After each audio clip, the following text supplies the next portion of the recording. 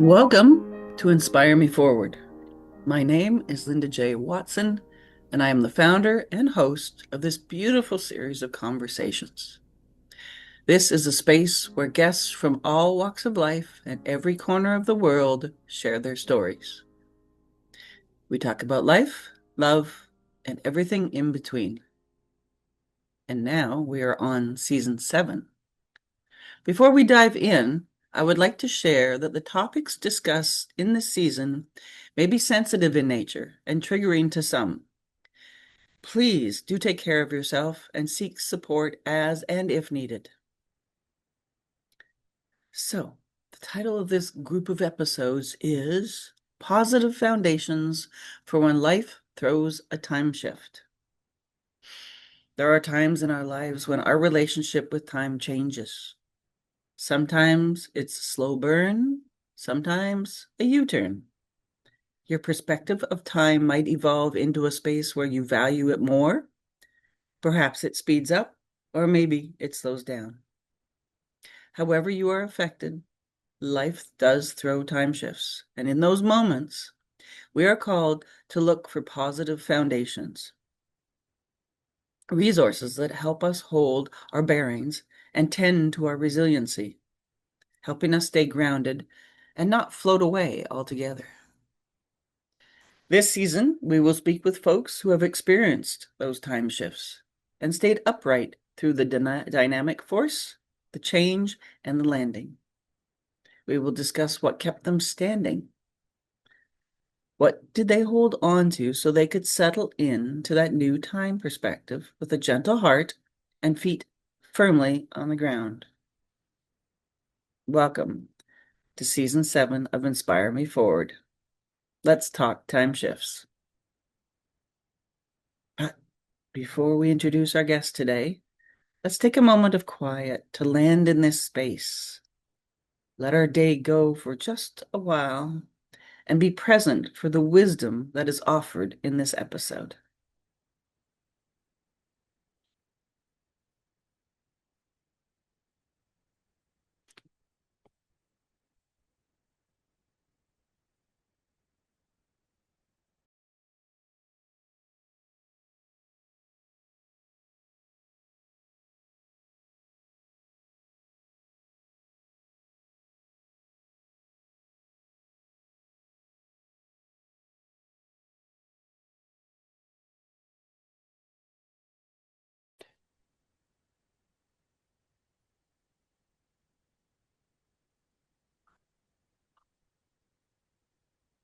All right.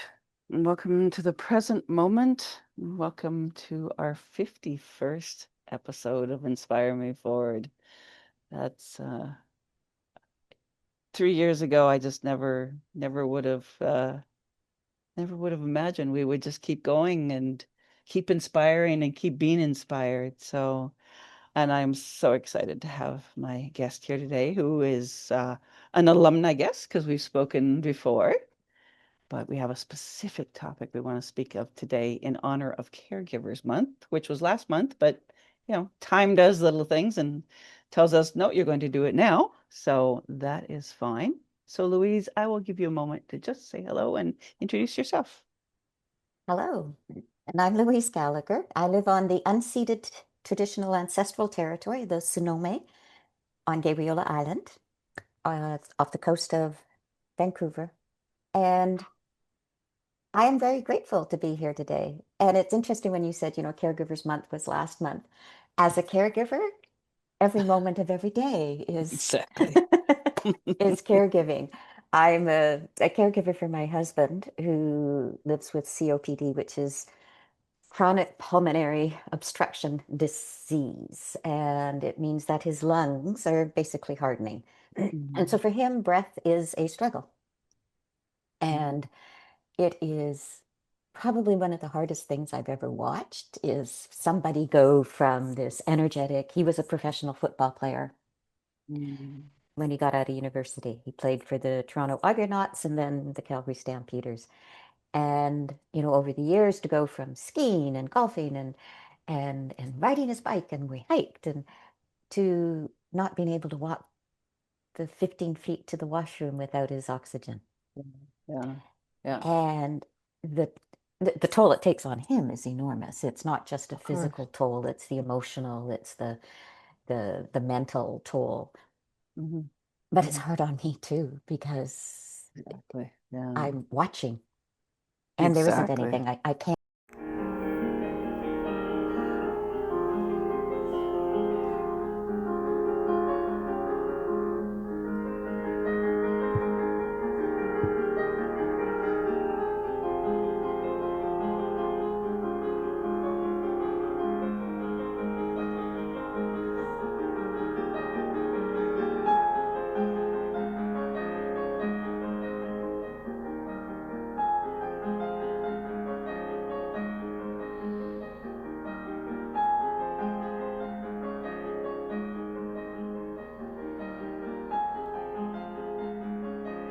Welcome to Inspire Me Forward.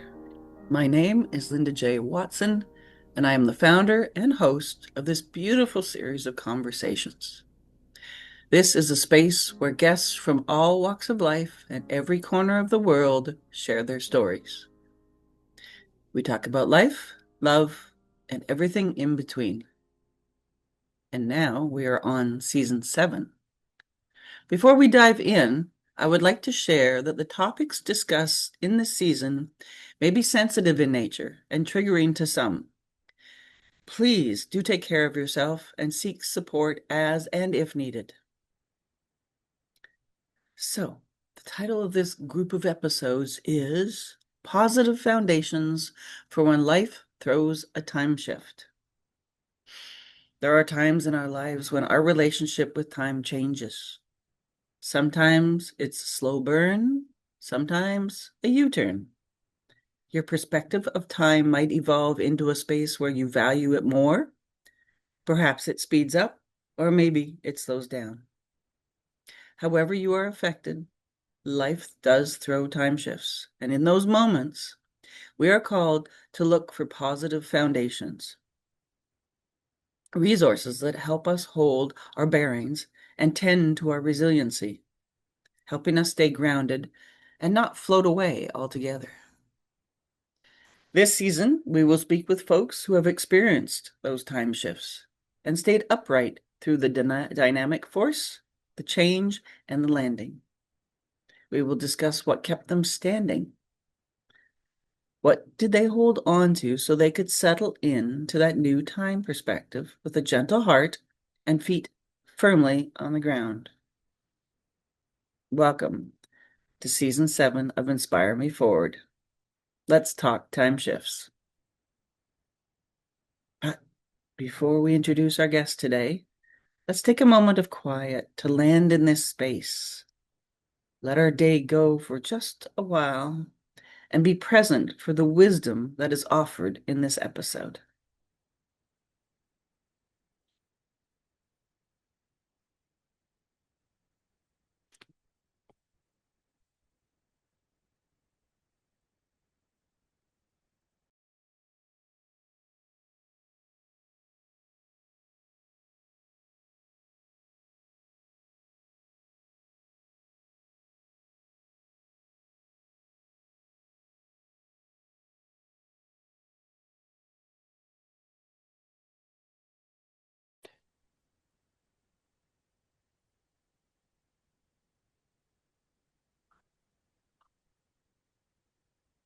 All right.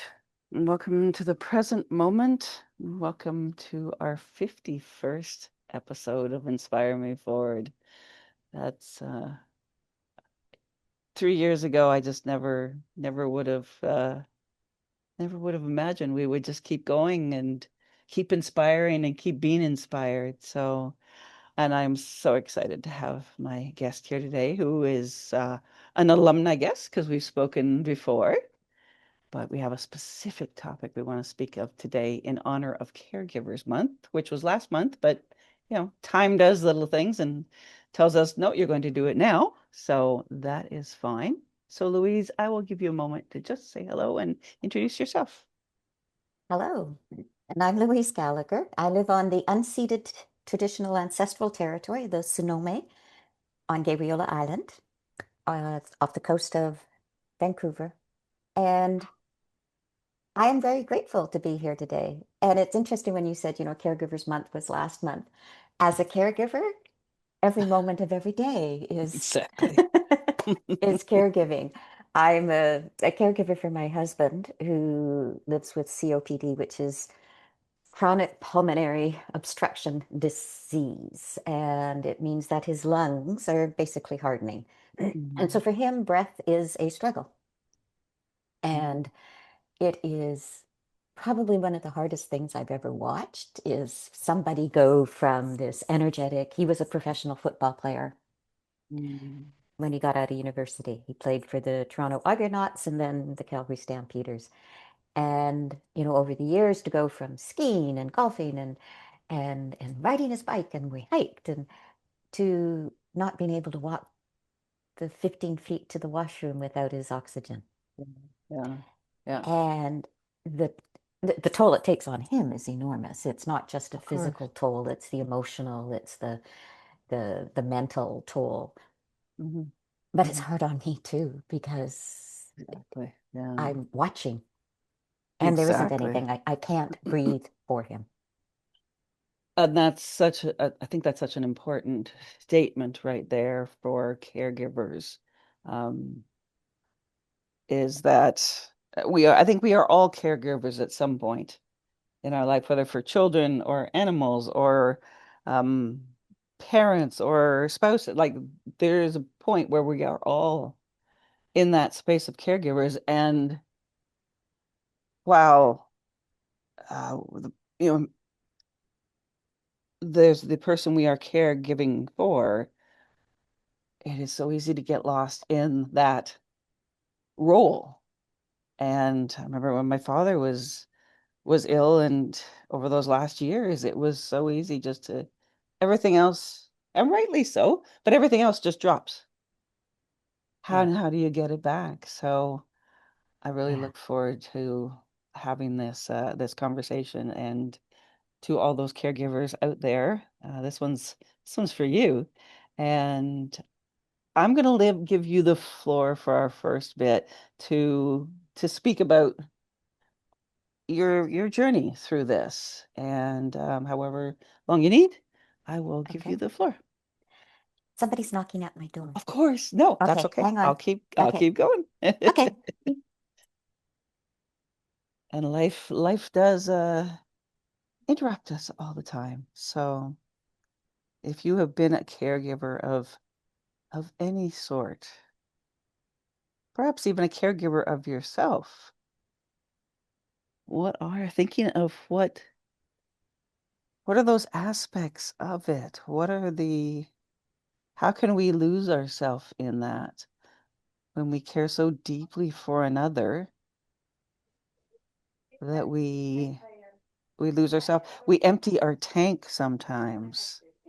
And how do we keep going on that empty tank when we're called to? So I'm hoping we can touch on some of these today. My apologies. One of She's my, back. Yeah. yeah, well, and it's interesting. The things that lift us up when we're caregivers. We've Mm. just moved, and one of our neighbors just brought me over this huge potted plant. He has an amazing garden, and so he Nice. just brought it over, and he, Nice. yeah, and it's just like, oh, you just Yeah. at those Good things. timing. It is good timing because it's really, I think the hardest, it's hard watching the one you love Yeah. deteriorate, but the hard part is remembering that you have to take care of yourself first. Mm. And one of the realizations I really have come to, particularly over this past year, of realizing that my attitude had gotten really, really Mm. bad. Like I was angry and bitter and resentful because I Wow. felt like this isn't the life I expected. This is not what I signed up for. I mean, we just had our 11th anniversary, and here I am, helping my husband and taking care of Mm. him, and in the old house, going up and down the stairs constantly with meals and what have you. And what I realized is that, I love my husband. I hate the disease. Yeah. And I was allowing the disease to kill the love. Mm. Good point. That was a wake-up call.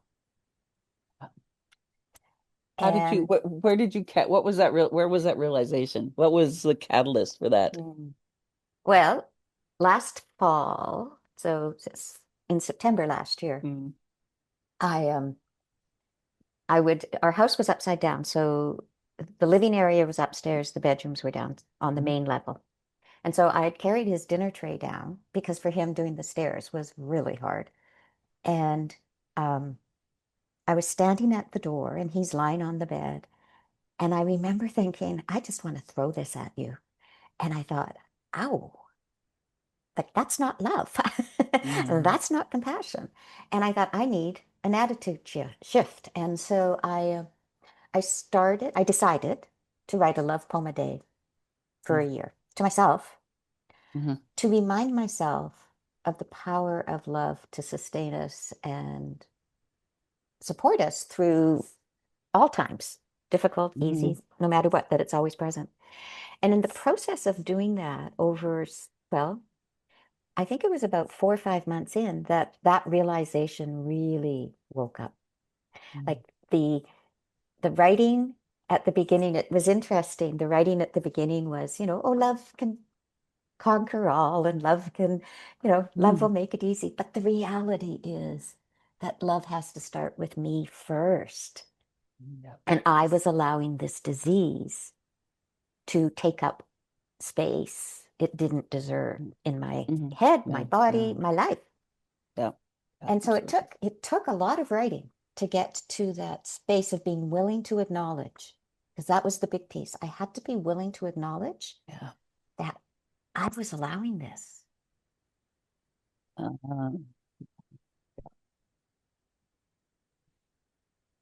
so let's walk back a bit and let's perhaps you've touched on the journey, but let's just so our listeners are um, privy to your story so that we can branch out from there. So I'll give you just a bit of time to talk a little more about your story. My story of how I got here. Yeah, yeah. We all have many stories Yeah. of the caregiving Oh, the and the caregiving. caregiving of your husband. And yeah. Yeah. So in a he says he was diagnosed in 2010. I do not remember that. And if he was, it's quite possible he didn't tell me because he didn't think it was important. He was Mm. still able to do things and it really wasn't, it was like asthma. He had his inhaler and that was fine. And then in about 2017, we started to notice, oh, walking the dog was more difficult for him. And he resisted the diagnosis a great deal. And I was basically blithely going along with my life, not really thinking about what COPD meant or what it would mean in our lives or just how serious it was. And I have found it interesting when I say COPD to some people, they go, oh, well, isn't that just like asthma? And they have Mm. very little recognition that it is a deadly disease, that it eventually does kill. Nobody gets out of alive of this life, but COPD gets you out faster. And it's often not the COPD, it's the heart, because the heart has to work so hard for every breath. And so as I watched this happen, it was small things at first, like we didn't go for bike rides anymore. And going to the mountains, I remember one summer we went up to Lake Louise because we lived in Calgary at the time. And we went up to Lake Louise and we're staying at a lodge north of Lake Louise at Bow Glacier at Numtija. And we went to the Chateau Lake Louise one day because we were going to hike the lake. And he said, you know what? I'm just going to sit here and in the sun on the deck of the restaurant. And I'll you go for a hike. And it was like, oh, okay. And this was at about 2019, 2018. And but I could see it in him. Breathing was really hard because, Calgary's at 3,200 feet, but you go Incredible. Yeah. a couple of thousand more to get up to Lake Louise and Numtija, which was the lodge we were at Bull Glacier. And then it started to peel away other parts of our life, and we could see it. And during COVID, the oxygen tank arrived in the house. Mm. That was, I remember having to leave the room for a bit because I was overwhelmed with this thought of this machine that only old, decrepit people have. Thank you very much. I mean, Mm. there's my bias, right? Right there. But to me, it wasn't my husband, and he was at the time probably 72. And I remember this machine coming in, and then it's never being used because he only uses the portable because he, again, resists the idea of the machine too. Yeah. And he still, I mean, the machine sits in a back closet now. Mm. And then it became he couldn't walk the normal walks we would take with our dog. Yeah. And so we would have to stop and I would go on. And so I started, what was happening was I had to start doing things more on my own without this companion that I thought would always be there with me walking. Yeah. And there was a place in me that went into the woe is me, poor me, where's my partner? And the this isn't fair Mm. was big in there. And then and it became golf became more and more strenuous. And I remember a friend of his saying, it's so painful to golf with him now because, his oxygen tank would run out before the 18 holes. Oh, wow. So at the end of the round, he'd be struggling. And, so then he got another oxygen tank, a little portable one. So then he'd have two. Um, and eventually, he's now selling his golf clubs, which is a big loss for him because he had a single digit handicap in golf, and which means he's a really good player, Mm. but he just can't do it. And it's a game he loves. And as those things, and it's an interesting progression because as things peel away, we don't actually stop and mourn the things peeling away. We just go, move on or ignore, right? Yes. And Yes. there's an emotional impact for everything that's peeled away. So for me, the journey has been one of loss and then having to stop and reassess and then reclaim the loss of my own agency, the loss of my core beliefs in who I am and my own sovereignty for, that Mm. sense of I am a person and I must take care of myself first to survive this mission. Mm. Yeah. What a great way to put it. Yeah. Yeah, the self-care, and it's the hardest part because we rationalize. I don't have time. I'm too tired to take care of myself. He needs me. And we're women. So we always put, not, I shouldn't generalize, but we often, many of us, Mhm. we've been trained. This is this is how we've been taught is we put other people first. Their Yeah. needs count Yeah. first. Yeah. And then we negate our own right to have needs. Mm-hmm. Yes. And in that process, for me, it became the bitterness grew, the anger, the resentment. They grew in that cauldron of of not taking care of myself, Mm-hmm. of leaving myself outside of the circle. Yeah. So in the last few years, you've had to move twice. Yes. Yeah. Yeah. So we moved from Calgary because we knew the altitude was harsh on him two things. The altitude made it very much harder to breathe, and we noticed every time we came to the coast, it was easier for him. Mhm. The other was Calgary, with the forest fires now, tends to get Oh, socked in yeah. the summer. Yes. So he could spend a few summers he spent 2 weeks, 3 weeks without going out of the house because it was too dangerous. It's the smoke. Yeah. Hmm. And it just became too much. So we looked at the Okanagan. The challenge is forest fires are Yeah. happening more and more often, unfortunately. Yeah. And I have a sister here on Gabriola. My eldest daughter and my grandchildren live in North Vancouver. And so we decided on Gabriola. Hmm. And it's been great. I think what we found on Gabriola is the average age of the island is 68. There's 4,800 people on the island in Hmm. the winter, and in the summer it kind of doubles. And it's a community. Yes. I cannot get over what a community it is. And having a community is phenomenal. It was hard leaving Calgary because that's where my network was. And I worried that I would be really alone, Yeah. but it was a senseless worry. Just as my Anybody neighbor else? just dropped off a huge potted plant. Yeah. Okay. Yeah. Yeah. And then now you've moved to a bungalow. Yes, because so when we moved here, we'd rented a house on the water and it was beautiful. Mm. But it was the upside down house and it Yeah. had 16 stairs. Those 16 stairs to my husband were like Mount Everest. Yes. Yeah. Mm. And it was too much. And we weren't sure when we sold our house in Calgary, we weren't sure, would we stay on Gabriola? Would it actually work? So now we've got this house, we're here, and we know it's going to work.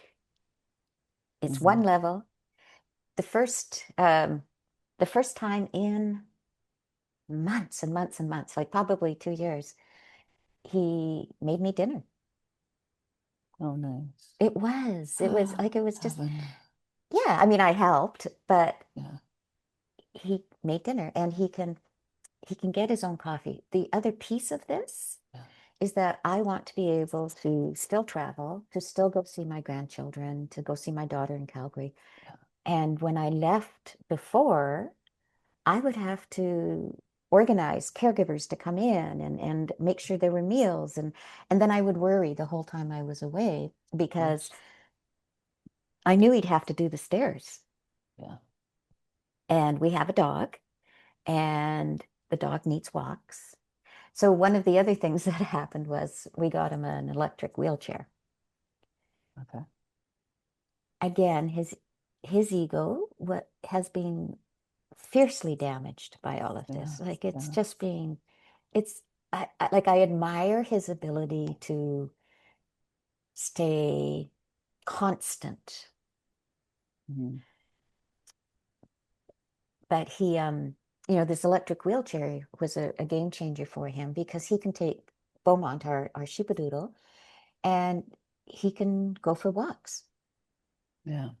And the one thing on Gabriola is there's wonderful parks and things. And so, around here, there are trails that he can actually take the wheelchair on. Oh, wow. That's brilliant. Yeah.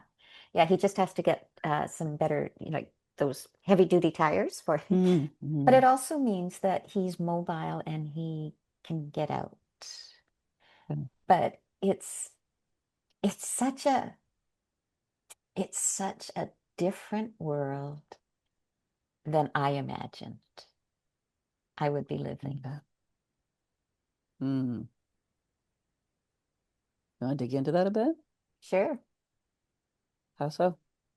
Well, I retired technically in 2023. Hmm. Yeah. You share with listeners what you Oh, retired from. so I retired twice. The first job, I retired the first time in 2019, Hmm. late 2019 I was the CEO of a family homeless shelter in Calgary. And then I was invited back to another not-for-profit to do all of their government relations and their advocacy work and their stakeholder relations.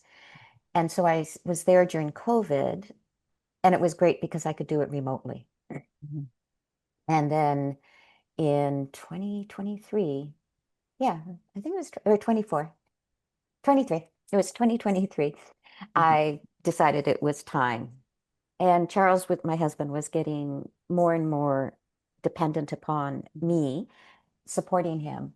And the stress of I was working and doing it all was taking a toll. And I imagined originally that retirement would be we would travel, we would hike, we would do all those things that you Yeah. are going to Mhm. do when you have the time. Yeah. Yep. So I've gone to Ireland on my own. I last year I went to Europe for 3 weeks with my youngest daughter. I went to Hawaii in December with both my daughters and their partners and my grandchildren. Um, and I've gone back and forth to Calgary, and I'm looking at a trip next year, but I'm doing them without them. Yeah.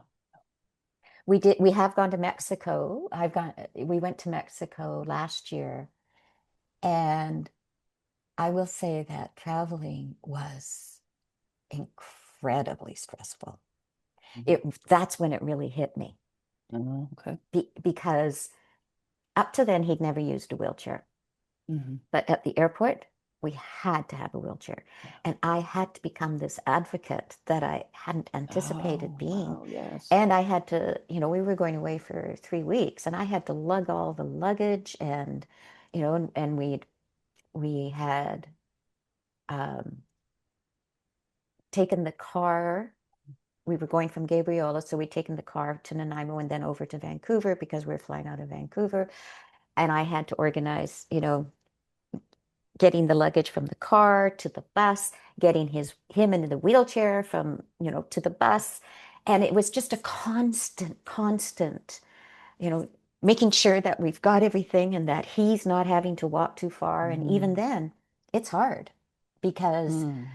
the airports, they're helpful, but they honestly don't understand Oh, when somebody can't walk that yeah. far without gasping for air. Exactly. Yeah. And so for me, it was, and then when we got to Mexico, um, there was, again, I was off doing things on my own because it was a house and he could lay Oh. by the pool and just relax, which was great. But I would, sit on the beach by myself and we were with friends. And so, Mm. and he would come out for dinner, but it was this sense of a constant separation that Yeah. happened. Yeah. And I wasn't anticipating that. Yeah. I, I, and then we discovered when we got back that he had pneumonia. Oh my goodness.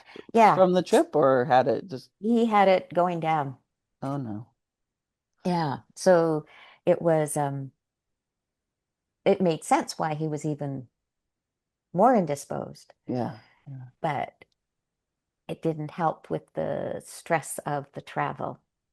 Of course. Yeah. Yeah. And in fact, Wow. later that summer, last year, we were supposed to go to Toronto for one of his family reunions, and it was a memorial for one of his brothers who passed away. And he has a huge family. He was one of 13 kids. Oh, wow. 11 of them are still living.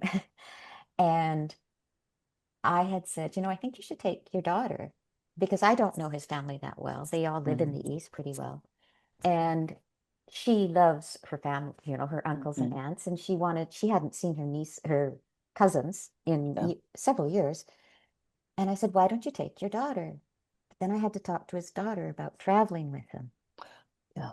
and the Yeah. challenges and the things she had to watch. And because I think it was the mental, emotional piece for me that was so hard to realize that he truly was an invalid. I'd Yeah. never really thought of him as an invalid, but Yeah. traveling, it just was like straight in my face. I Mm. couldn't avoid it. And so I had to work with her to see that. And he was determined to go. And I, and he had pneumonia again. And I kept going, honey, I know you want to go and you want to pay tribute to your brother and you want to be with your family, but they want you alive more than anything else. Yeah. Yeah. And but he was insisting. He was going, he was going, he was going until the 11th hour. And Really? he finally went, I can't do it. Mm.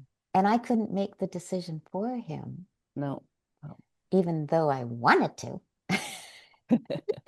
because quite frankly, I want the control too, right? Yeah, there's difference between caregiver and mother. Yeah, yeah. And there is a difference. Yeah. And when I get into that you can't do it mode, it doesn't work well. No. No. No. Interesting. So much here. I want to ask you, I've got a few notes that we'll go back to, but I want to ask you about time. Mm-hmm. And in this whole time, has time shifted for you? You've said like you've left work, you've been caregiving, you've had to sort of step back from you. What's been the shift for you? Has time slowed down, sped up? Has it gained an appreciation? What, Um, the trite answer is, oh, you realize time is precious. you know, But more than anything, time is just a continuum. mm, And I think that's what I've really realized is that it is this moment now, this present moment. And what I put in this present moment impacts the next moment. mhm, And I can choose to fill it with the anger and the bitterness and that, or mhm, I can choose to claim my essence, my personhood, mhm, and fill it with the best of me. mhm, And so time in that then becomes a continuum. One thing that it has done with time is that I don't think as much about the end. okay. The end is there, but I don't know when Yeah. for both of us. Yeah. So the end isn't as important anymore. I think as we get closer as well to knowing that Yeah. the end is coming, Yeah. Yeah. we either fear it or we have to choose to say, okay, I see you. Yeah. And I can't control when you're going to. I mean, Yeah. I Yeah. can, by taking care of myself, I can Sure. have Yes. some Yeah. influence on it, but your Yeah. time will still take care of itself. Exactly. So you can fear it or fill it, Yeah, fulfill it. great. Yeah, Yeah. fear it or Okay. fulfill it. Yeah. Yeah, Interesting. I yeah. love that. I love that. You spoke about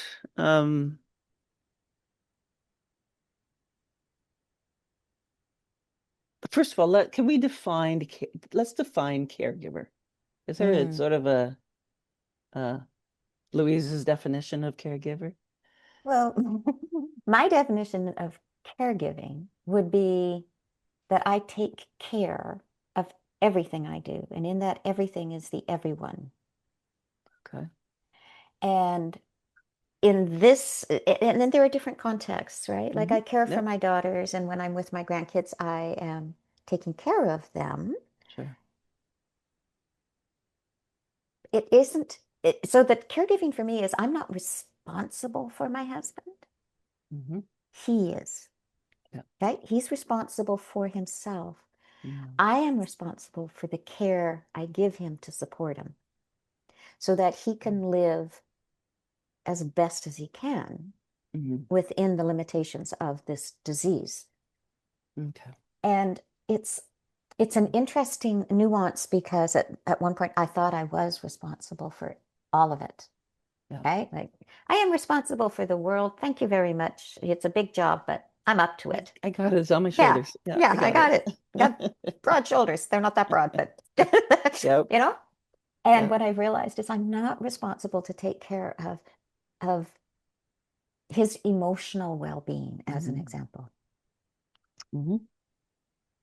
I also am accountable for how I respond to what I think he should be doing and I think he's not doing. Yeah, that's And tough. it is very tough Yeah. because, like, if I were to go back 10 Hmm. years, even 5 years, I'd be like, you should have gone for those walks. You should have pushed. You should have done this. You should have done that. And that's not going to get us harmony. And it's not going to Yeah. get us where where we can live with the disease here, but the disease not owning us. Yeah. Oh, yeah. Yeah. Yeah. And that space in between you. Yeah. Yeah. Interesting. Yeah. So the caregiving to me is to be able to stand in my eye Yeah. Yeah. and not get dragged into the wind. So, that Yeah. chaos of a Yes. Yeah. disease that really creates havoc, Yeah. and to stay true to who I am and still love and care with compassion and empathy and a sense of my own agency in it. Yeah. Yeah. And I assume, I would imagine that that takes setting boundaries at some points. Ooh. Huge, huge boundaries. One of the big things that changed when I mentioned about starting to write these poems, Hmm. it was about 2 months in, and I realized that, oh, wait a minute. So we were sleeping in separate bedrooms because the the master bedroom was at the back and the guest Hmm. bedroom was at the front, and it was easier for me to come down the stairs, go here, Yeah. and it was easier for him as well. And so I, uh, I walked into the bedroom one day and I had his dinner tray, and there was a lazy boy chair in the bedroom Hmm. by the window, and you could look out and see the ocean. It was beautiful. Hmm. And he was very seldom sitting in it. And I was serving all his meals in bed. And if you recall, I was going to throw the tray at him. And I said, you know what? I am going to put the dinner tray on this table beside the chair, and I am no longer serving you meals in bed. Hmm. And mobility is still critical Yeah. with Yeah. COPD. Mobility is essential. And he was Yeah. Keep spending, moving.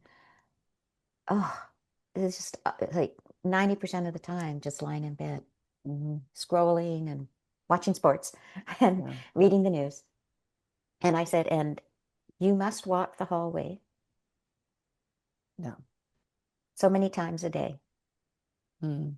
Like, I need to see. And at this, it was what had precipitated all of that Mm. is I asked him a question that I had been living with for quite some time Mm. and didn't want to ask because I was afraid of what Yeah. the answer Yeah. would be. And the question was, are you choosing to live or waiting to die? Yeah. And before I asked it, I had said to him, I said, I am asking you this question out of love, and I'm asking you to hear that this is a question out of love, Yeah. that I need the answer because it will affect what I do for you to support Mm. you. Yeah. And so when I asked the question, he reflected for a few minutes and said, well, there are moments when, yeah, I'd like it to be over. He Yeah. said, but I really do want to live as long as I can. And I said, okay, then we got to make some changes. And that's when I said, walk the hallway, Talk. do Yeah. these things Yeah. that get you out of bed. Hmm. Such such an important question, though, eh? Yeah. And it was a tough Wow. question to ask. Oh, I imagine, yeah. And a tough question to ask because do you want to hear the answer? Are you prepared for what that answer may fully be? Yeah. Well, at Wow. one point he talked about, well, maybe I just need to go into care somewhere. We'll find a care Mm. center for me. And I said, no, no, no, no, no, no. Like that isn't part of this agreement, Yeah. right? Like, we're in this together. Yeah. You're not beyond my level of care, No. but it's how I care that makes the difference. Mhm. Yeah. And then he also talked about maid. And I said, if that is your choice, then we have to talk about that. But there's also all sorts of medical things around that. Sure. I said, but if you're choosing to live, then we have to take those things off the table now. Maybe Yes. they'll come back another day. Yeah. But Yeah. for these moments in time, Yeah. this is where we're at. And so Yeah. Yeah. my job is to support you in the living. Exactly. Yeah. Yeah. Wow. Hmm. You mentioned earlier about the items like the oxygen tank would come in and his ego had been damaged. I just want to touch on this one because I believe something will emerge from it. But what was replaced or what emerged from, when the ego sort of went, oh, I need to have this here. Wa- Was there something that emerged in him that and I won't go any more into his story because that's Yeah. we're here about caregivers, but that just when you ask that, I'm like, oh, I wonder what, Yeah. once the ego went, "Oh, okay. But there is an acceptance that has happened. Mm, Um, but I will say, the other night, we had a neighbor for dinner and we're sitting out on the deck. And we've only just met this neighbor. His wife was away. And I had said, well, I'm cooking, come for dinner. hmm. And he was, asking Charles, what he did. And Charles says, well, he was asking about the unpacking. And he said, oh, you must be busy unpacking. And Charles said, well, no, I'm just kind of useless. And my immediate response was like, whoa, wait a minute, honey, you're not useless, Yeah. right? It's just there are things you can't do. That continues. This was just 2 nights ago that it happened. And that statement continues to roll around in my brain Mm, because I can see where that damage comes from, right? To feel you're mm, useless is a mm, horrible place to be, horrible place to be. And so yeah. yesterday I had ordered an island for the kitchen and it arrived and it has to get put together. Normally in the past, I would have done it myself. Yeah. So I rolled my desk chair over and I said, honey, can you come and sit here, please, and just guide me to do this? Yeah. So it's the involving him because his ego has taken a huge bath, a Hmm. Hmm. huge, huge bath. And yes, there is more acceptance, but it's still a daily struggle. And where I can give care is to involve him in ways that I Mm, know he can do yeah. things. Interesting. So we can support that ego damage Yeah. by knowing and by and that make that I would imagine that is like that feels good on your part Yeah. to be able Oh, to yeah. go, no, okay, we're doing this together. Yeah. I'm not here alone doing it. We're doing this together. And Yeah. there's a beauty in that. So There thank you is. for And sharing that. yeah. And I'm stubborn and I'm independent and I can do it. But it's like, no, this is the right thing to do. Mhm. Yeah, exactly. Exactly. Yeah. Okay, let's move on to our next piece here. I'm so excited for you to talk about this, but Louise has written a book. Mhm. I've gotten to read it, and I'm so excited. I love this book. Thank you. And I hope people will understand, and I hope when my review of it, I wrote that, the old saying, I couldn't put this book down. I had to put this book down. Every chapter I had to put it down and absorb it and sit with it and think on it and let it percolate in my heart because I could relate. Mm. And there was time, there's many times in our lives and in my life where I'm like, yes, I remember that feeling. And as the book moved on, it's like, oh yeah, I could have done that. That would have been helpful. So it was just I can't thank you enough for letting me read it because it is such a beautiful book. So please, can you talk about it and what the website and the court, everything that's come from it. Okay. So it's called The Caregiver's Mutiny, Dismantling the Noble Lies of Caregiving. And the reason for the title is really simple. I was rebelling against this idea that as a caregiver, I was doing a noble thing and the sacrifice was the best thing that I could do for him. And the bottom line is love does not ask us to sacrifice ourselves. And I wanted to look at these lies that I was telling myself is, oh, you shouldn't feel angry. You shouldn't feel resentful. The shouldn't feel was the thing that was making me sick because those are feelings. They arise, they come. And when I was disavowing them, I was in essence saying to myself, you are wrong to feel this way. And so the day that I really wanted to throw the dinner tray at my husband, that's when I decided I would write a love poem a day for a year.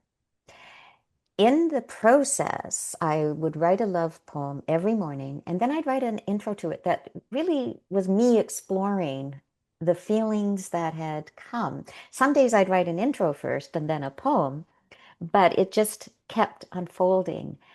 And the big piece for me was that, wait a minute, it is normal, it is human to feel these things.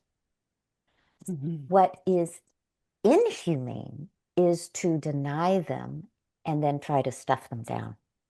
Because stuffing them down was what was causing me to constantly be edgy.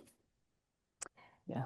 And I will say that having written it, my husband has read it. Mm-hmm. He hadn't at first, and I was nervous to get him to read it because I I made the decision that I was going to be real. I wasn't going to cushion my bad stuff. Yeah. And I Yeah. put that in quotation marks, my bad stuff. I wasn't going to try to make it pretty, which is hard for me because I like to tie things up with pretty bows. Mm-hmm. But I realized that I needed to just be real. And the only way to do that was to speak the truth about the lies. Because, often we would rather have an ugly, a beautiful lie than the ugly truth. Yeah. And so I had to look at these noble, beautiful lies Mm-hmm. and find what's the truth here. And writing these poems I had no idea how transformational it would be when I started. I had done a similar thing from years before, probably in about 2013, 2011, somewhere in there, when my husband lived in a city uh, several hours away. And to shorten the distance between us, I had started writing him a love poem a day. Mm-hmm. And it was great because the thing I discovered at the end of it was that writing about love every morning transformed me. Yeah. It also transformed the relationship, and it did bring the intimacy and the distance between us. Writing the love poem a day for this transformed not just me, it transformed our relationship and it transformed how I give care. Okay. I no longer give care out of resentment. I have moments. I still Of have course. moments. Yes. But it is it is easier for me now to just come back to, oh, and so I use the wolf as she is my emblem. She is my totem, my spirit animal. Mm-hmm. Yeah. And so I I allow the wolf to be present. And she rests when she needs to rest. Yeah. She is vigilant when she needs to be vigilant, but she's not hyper vigilant. Yeah.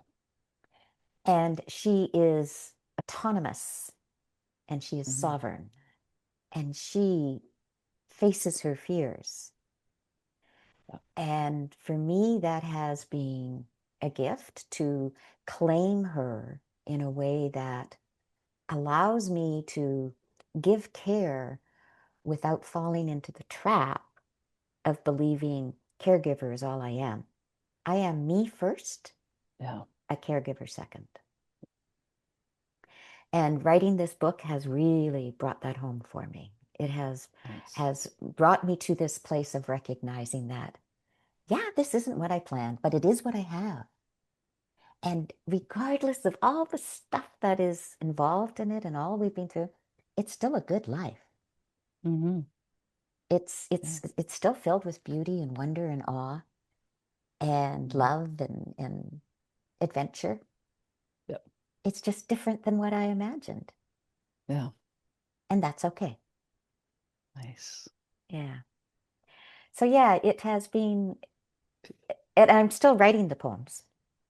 Nice. One of the things that I have found is that I often share them on my Facebook page, and the number of people who come forward to say thank you, you're Mm-hmm. telling you're telling the truth that I've been too afraid to speak.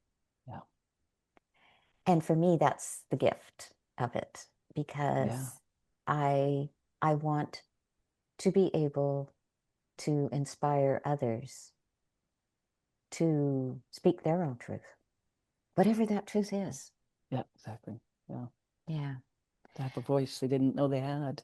Yeah. Yeah. And it's sort of a, yeah, it's been a wonderful challenge. So anyway, I then it was in December, and a girlfriend had said to me, she was doing this, you do 13 days, and on the sixth day of January, which is the Epiphany, you do this particular ritual. And so the 13 days is you write 13 things you want in your life Mm-hmm. in the coming year. No. And you then put them in a dish, and you pick one every morning, and you don't look at it, and you burn it, and you Mm-hmm. just offer it up to the universe. And Yeah. then on the 13th day, you take the final one, Mm-hmm. and that is your focus for the year. And the final one I pulled out, which sits on my desk, is I will write my book on caregiving. Ah, lovely. It was amazing. Wow. That I was like know. shivers on that one. I Because know. how'd this happen? Yeah. And so then I Wow. thought, okay, well then, I got the message. Rock and roll. Let's go. Rock and roll, let's go. And the beauty of it was I had already written Yeah. the gist of it, right? It just had to organize it and put it into sort of an arc that would Mm-hmm. show this journey Yeah. from being the unwilling caregiver, the resentful caregiver, Yeah. the one who felt like, "Ah, there, what am I going to do? I'm just going to do Yeah. this," Yeah. to the sovereign me, the wolf, the Yeah. woman who has agency, who knows I am me first Yeah. and lives that truth every Sure. day.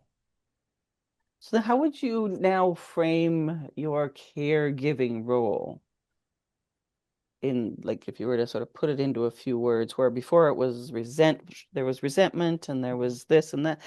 How would you frame that now? Mm. Frame it that I step into it with an open heart, Mhm. that I am giving care.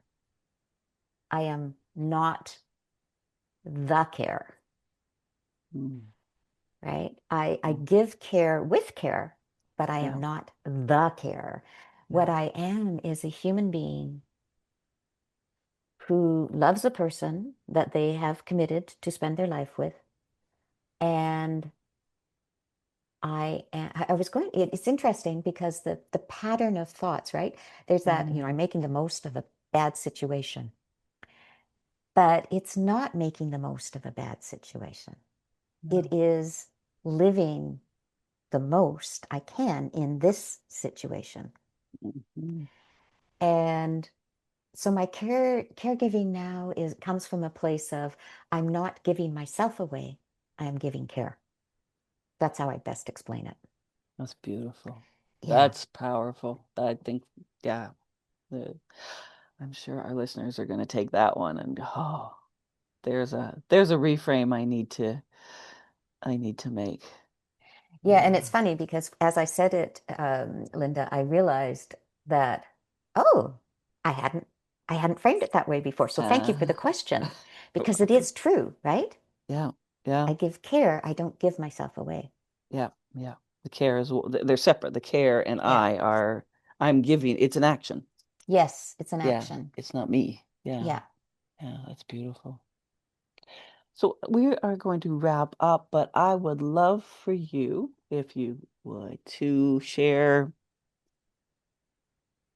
2 or 3 actionable steps that a caregiver that's listening to this now could actionable meeting could be in thought and sitting with thoughts or whatever comes to you, but 3 pieces of advice or wisdom for a caregiver.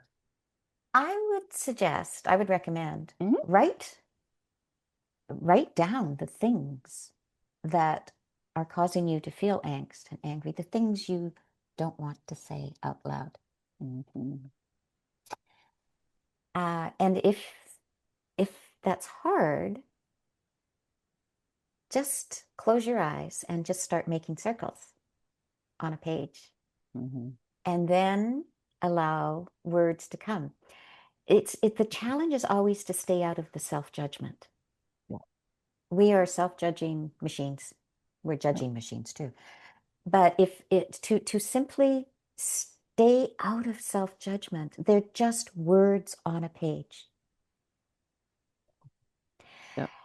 The other way to do it is you make a circle, and inside that circle, write all the things you want in the relationship, even, as a caregiver. What are the things you want in? And then outside, put those things that are causing you angst, like the Sure. anger, the bitterness, the resentment. Yeah. And then write about what am I doing to stay in the center of my own circle for Mm. me? Yeah. That's one. Oh, Yeah. No, as a writer, I use yeah. writing a lot in my work. But Sure. as an artist, the other way you can do it is to draw a line on a page straight Mhm. across, that's Yeah. horizontal. And then draw a vertical line from the Yeah. line that you just drew up. And Okay. that is, in essence, your spine.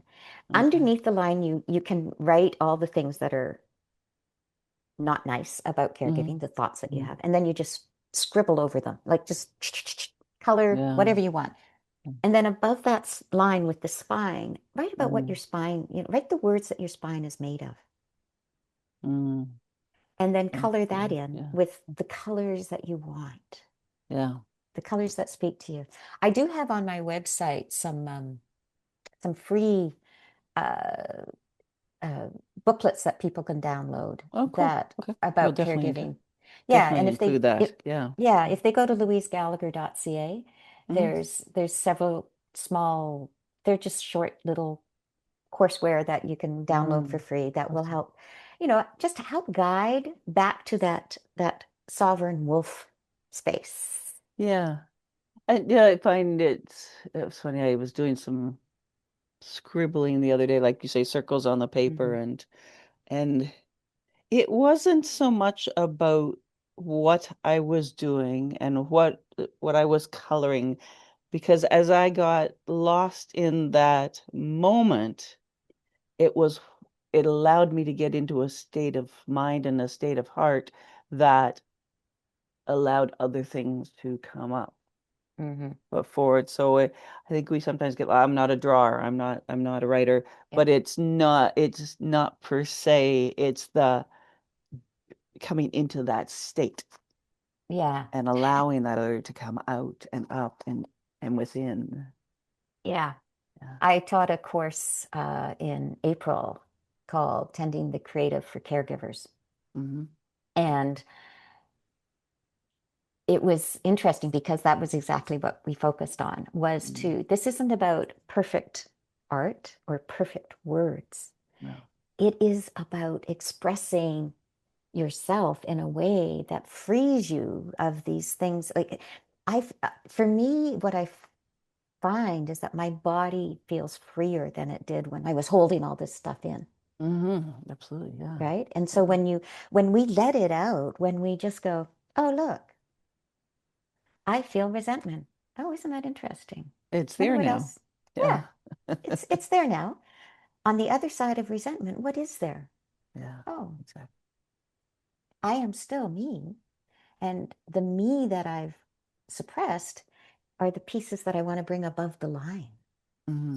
or Hmm. inside the circle that just this is who I encompass. Well, we Yeah. begin to believe that the resentment and the bitterness is really we're just cranky old Well, people. yeah, and it ties to us and it sticks us and it Yeah. just holds us and we can release those chains and those strings and just by putting it on paper or in whichever form. Awesome. Any last words from you, my friend? I would have to say to the caregivers is that you're not alone. Hmm. Reach out. I go to two different caregiving groups, one online and one in person, simply because I don't want to feel alone. Eh, Yeah. right? And we need the support. And it Hmm. is okay to need other people to support you, Yeah. right? We Yeah. all have a hard time asking for help, I think. I know I do. We do, but and this is I would call it a through line in all my conversations is community and Yeah. support and that compassion that we have and that connection to each other. That it is whatever we have talked about in a myriad of different topics, Yeah. support and community are always there. Yeah. Always. Yeah. Yeah. And Yeah. we need to reach out Yeah. Yeah. and be courageous. Yes. Yes. Yeah. And often we tell ourselves, well, I don't want to bother people.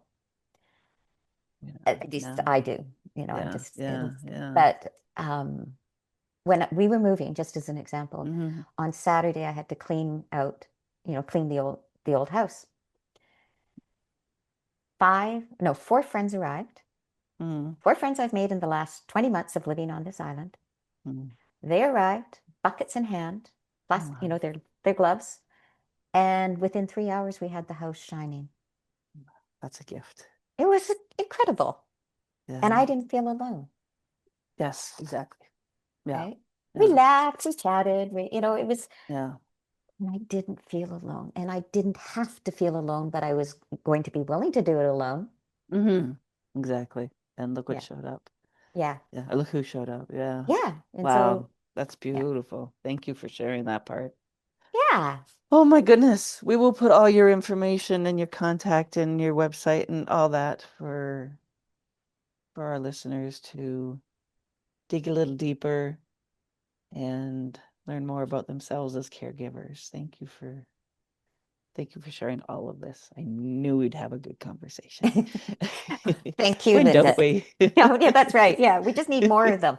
Exactly, exactly. Support doesn't always have to be with a bucket. It Yeah, can be from afar. Yeah, a that's virtual nice. tea.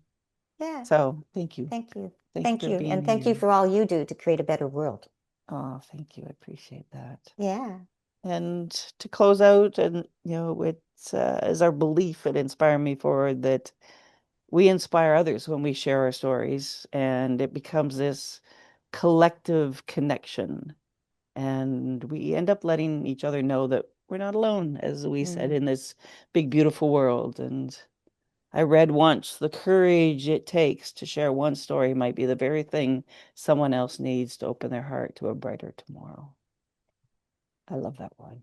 So, at Beautiful. Inspire Me Forward, we always ask that you share it forward.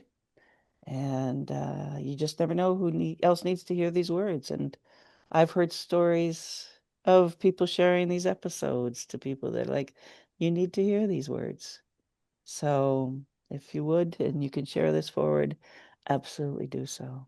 And from my heart to yours, stay well, stay connected, and stay inspired.